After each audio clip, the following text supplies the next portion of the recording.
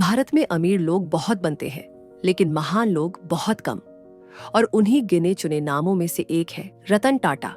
एक ऐसा इंसान जिसे पैसा नहीं बल्कि इंसानियत परिभाषित करती है।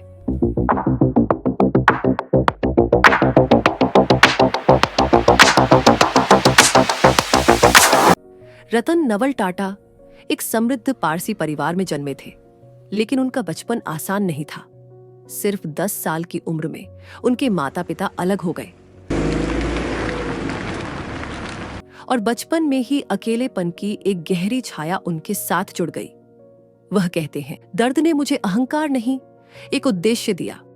लोग सोचते हैं कि बिजनेस परिवार का बच्चा आसानी से ऊपर पहुंच जाता होगा, पर रतन टाटा की शुरुआत फैक्ट्री के फर्श से हुई।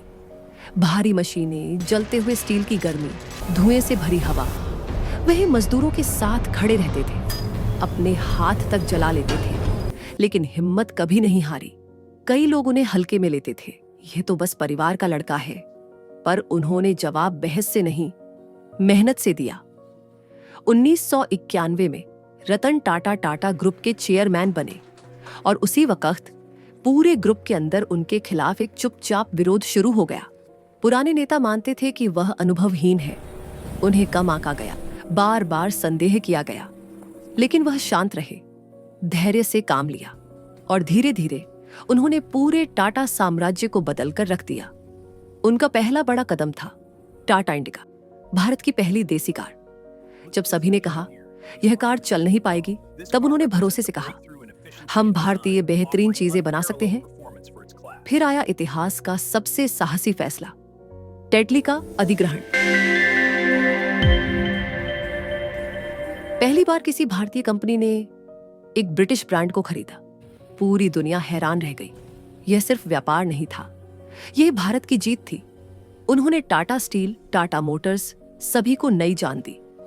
वह सिर्फ कंपनियां नहीं चला रहे थे, वह भारत को वैश्विक मंच पर खड़ा कर रहे थे। एक बार एक बरसाती शाम उन्होंने एक छोटे से परिवार को स्कूटर पर संघर्ष करते देखा। पिता भीग रहे थे, मां एक हाथ से बच्चे को संभाल रही थी और बच्चा फिसलते फिसलते बच गया।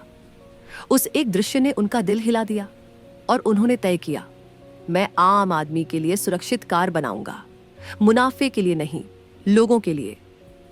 और ऐसे जन्म हुई टाटा नैनो।